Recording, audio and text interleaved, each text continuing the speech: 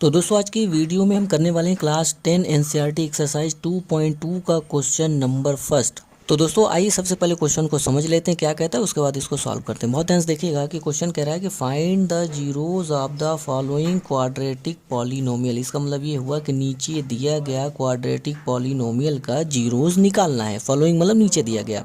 And verify the relationship. अब zero निकालने के बाद और क्या करना है कि एंड वेरीफाई द रिलेशनशिप, और रिलेशनशिप को वेरीफाई भी करना है किसके बीच में, जीरोज और कोफिशिएंट के बीच में। यानी कि दोस्तों इस सवाल में हमें दो काम करना है। पहला काम ये करना है कि जीरोज निकालना है, और दूसरा काम हमें ये करना है कि हमें जो है वेरीफाई करना है इनके रिलेशनशिप को। जीरोज और कोफिशिएंट के बीच जो रिलेशनशिप है इसको वेरीफाई भी करना है। तो आइए शुरू करते हैं।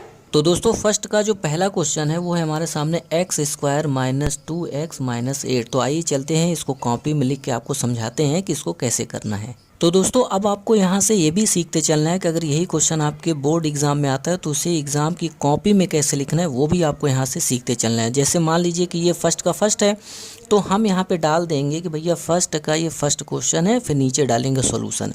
उसके बाद पहला जो हम लिखेंगे वो लिखेंगे गिवन दैट। गिवन दैट मतलब ये चीज़ दिया गया है, तो लिखेंगे गिवन दैट, यानी कि दिया गया, क्या दिया गया, जो इक्वेशन दिया गया था वो, सॉरी जो हमें दिया गया है ना पॉलिनोमियल निकालने के लिए, उसको हम यहाँ पे पहले लिख लेंगे। तो दोस्तों जो पॉलिनोमियल हमें दिया गया था इसको हमने यहाँ पे लिख लिया है। अब दोस्तों हमें क्या करना है कि सबसे पहला काम हमें जीरोज इनके निकालना है, वही काम हमें करना है। तो दोस्तों जीरोज निकालने के लिए हम करेंगे क्या कि मिडिल टर्म स्प्लिट करके इसमें जीरो निकालेंगे। अच्छा वो चीज़ करते कैसे वो थोड़ा आप सीख लीजिए। देखिए मिडिल टर्म स्प्लिट करके जीरो निकालने के लिए करना क्या होगा कि जो ये 8 है इसको आपको तोड़ना होगा। पहले इसको फैक्टराइज करना होगा। कैसे फैक्टराइज करना है, जैसे आप एलसीएम एससीएम निकालते इसमें तोड़ते थे ना नंबर को, उसी तरह इसको भी तोड़ना। तो चलिए तोड़ देते हैं। 2 4 जा 8, 2 2 जा 4, 2 2 जा 1 जा 2।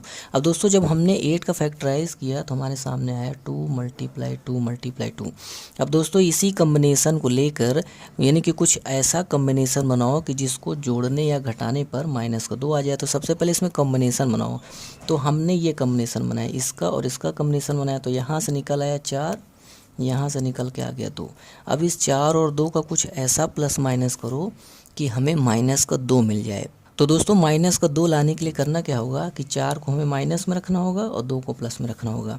यानी कि -4 + 2 जब हम करेंगे तब हमें जाके रिजल्ट में माइनस का 2 मिल पाएगा। यानी कि ये जो कम्बिनेशन बना यही कम्बिनेशन हमें यहाँ पे यूज़ करना है। तो चलिए यूज़ कर लेते हैं। क्या करेंगे, सबसे पहले लिखेंगे एक्स स्क्वायर, फिर यही चीज़ आपको उठा के रख देनी है -4। अच्छा इसके आगे एक्स ज़रूर लगाना है, छोड़ना नहीं है, एक्स लगाओ। फिर प्लस का 2 था तो प्लस का 2 लिखो, लेकिन एक्स जरूर लगाना है इनके बगल में। उसके बाद -8 है, रख दो। उसके बाद दोस्तों क्या करना है, इनमें कॉमन लेना है, यानी इनमें और इनमें जो कॉमन उसको ले लीजिए। दोस्तों कॉमन का मतलब ये होता है कि ऐसी चीज़ जो दोनों में मिल जाए, यानी कि जो दोनों में घुसी हुई हो वो कॉमन हो जाता है। तो आप देखें कि दोनों में एक्स ऐसा है जो दोनों में घुसा हुआ है, तो इसको कॉमन ले लेंगे। जब यहाँ से एक्स खींच लोगे तो यहाँ एक्स बचेगा, यहाँ 2x था, यहाँ से 1x बचेगा, माइनस यहाँ से x निकल गया तो 4 बचेगा। उसके बाद यहाँ से हमें क्या कॉमन लेना है, तो भैया यहाँ से प्लस का 2 कॉमन ले लो, क्योंकि दोनों में 2 घुसा हुआ है। जब आप यहाँ से 2 खींच लोगे तो यहाँ x बचेगा माइनस, और यहाँ से जब आप 2 खींच लोगे तो यहाँ 4 बचेगा। यानी कि हमारे पास आ गया ये। अब हमें फिर से कॉमन लेना है, यानी इन जहाँ हमने अंडरलाइन किया वहाँ पर आपको फिर से कॉमन लेना है। देखो यहाँ पर क्या कॉमन है, तो आप देखोगे दोनों में x - 4 कॉमन है, तो x - 4 निकाल लो। तो जब आप यहाँ से x - 4 निकाल लोगे तो यहाँ बचेगा x, और जब आप यहाँ से x - 4 निकाल लोगे तो यहाँ बचेगा प्लस का 2। यानी कि अंत में हमारे पास आ गया x - 4 और x + 2। तो दोस्तों ये तो हमारा था पॉलिनोमियल, और ये जो है ये हमारा आ गया फैक्टर। यानी कि ये तो पॉलिनोमियल था, ये हमारा आ गया फैक्टर। अब इनकी मदद से हमें जीरोज़ निकालना है। तो दोस्तों जब फैक्टर आ जाए तो जीरोज़ निकालने के लिए हमें करना क्या होता है कि बारी बारी से फैक्टर को 0 के बराबर रखना होता है। यानी एक बार इसको 0 के बराबर रखना है और एक बार आपको इसको 0 के बराबर रखना है। तो उसके बाद हमने क्या करना है, देखो दोनों को हमने 0 के बराबर रख दिया। उसके बाद x की वैल्यू निकालो। तो यहाँ से x निकालोगे तो आएगा ये माइनस का 4 है, जब आप इक्वल के उस साइड ले जाओगे तो प्लस का 4 बन जाएगा। तो यहाँ से आ गया x = 4, और यहाँ से जब आप x की वैल्यू निकालोगे तो प्लस का 2 है, उधर जाएगा तो माइनस का 2 बन जाएगा। यानी कि x की 2 वैल्यूज़ आ गई, पहला है 4 और दूसरा है -2। अब दोस्तों जो x की 2 वैल्यूज़ होती हैं इन्हीं को हम लोग अल्फ़ा और बीटा नाम दे देते हैं।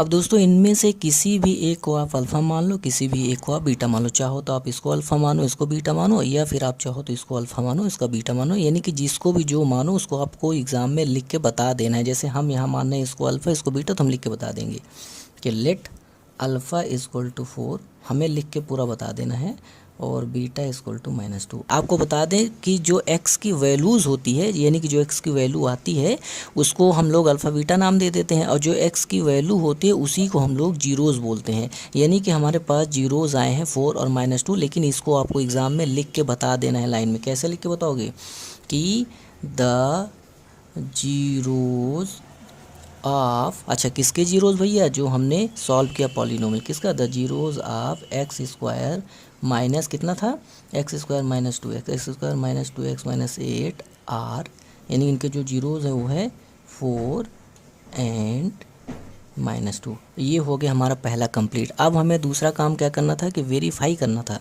तो उसके लिए आपको एग्ज़ाम में हेडिंग डालनी पड़ेगी, यहाँ पे वेरीफिकेशन, आपको हेडिंग डालना है वेरिफिकेशन दूसरी चीज़ के लिए। अब दोस्तों वेरिफिकेशन के लिए क्या करना है, सबसे पहला तो आपको काम यही करना है कि जो हमें दिया गया था पॉलिनोमियल, सबसे पहले उसको उतार लो। तो भैया एक्स स्क्वायर -2x -8 उतार लिया। उसके बाद आपको a, b और c की वैल्यू निकालनी है। तो आपको बता दें कि एक्स स्क्वायर के बगल में जो नंबर होता है वो होता है a। तो एक्स स्क्वायर के बगल में नंबर कौन है, 1 है। हालांकि 1 जो होता है वो लिखते नहीं, वो छिपा रहता है। तो यानी एक्स स्क्वायर बगल में 1 है, नहीं a की वैल्यू हो गई a। अच्छा अब b की वैल्यू निकालनी है। तो x के बगल में जो नंबर होता है वो होता है हमारा b। तो x के बगल में नंबर है -2, यानी कि साइन के साथ आप लेना है। तो यानी x के बगल में जो नंबर है -2, यानी b हो गया -2। उसी तरह c निकालो भाई, c है -8। तो दोस्तों वेरिफिकेशन के लिए करना क्या है कि आपको a b c की वैल्यू निकाल के रख लेनी है, और बगल में आपको बता देना है कि भैया कि अल्फ़ा जो है कितना है, अल्फ़ा भी आपको यहाँ लिख देना है कि अल्फ़ा 4 है, और जो बीटा है वो हमारा है -2। यानी सब कुछ आपके पास जो चीज़ है वो यहाँ लिख देना है। अब आपको शुरू करना है यहाँ से वेरिफिकेशन। तो दोस्तों वेरिफिकेशन के लिए करना क्या होता है कि हमें फार्मूला यूज़ करना होता है। फार्मूला कौन सा उसको देख लीजिए, वही आपको भी यूज़ करना है। क्या आपको पता भी होगा कि अल्फ़ा प्लस बीटा इक्वल होता है -b/a, और अल्फ़ा इंटू बीटा इक्वल होता है c/a। अब हमें करना क्या है कि अल्फ़ा बीटा और a b c की वैल्यू उठा के दोनों में रखनी है। अगर दोनों साइड बराबर आ जाए तो ये खुद वेरीफाई हो जाएगा। चलिए रखते हैं, अल्फ़ा की वैल्यू है 4 प्लस बीटा की वैल्यू है -2, रख दिया भैया। माइनस लगाया, b की वैल्यू है -2, ये लो रख दिया। a की वैल्यू है 1। तो जब आप इसको सॉल्व करोगे तो ये प्लस माइनस मिलके कितना आ जाएगा, 4 -2 माइनस माइनस प्लस का 2, यानी कि 2 = 2। ये तो भैया हो गया सेटिस्फाई, यानी कि ये तो फिट हो गया। वही काम यहाँ करिए, अल्फ़ा और बीटा मल्टीप्लाई करिए। तो अल्फ़ा जो है 4 है, बीटा है -2। उसके बाद c लिखिए, तो c है -8, a है 1। तो इनका मल्टीप्लाई करेंगे तो -8 = -8 आ गया, यानी कि ये भी फिट हो गया।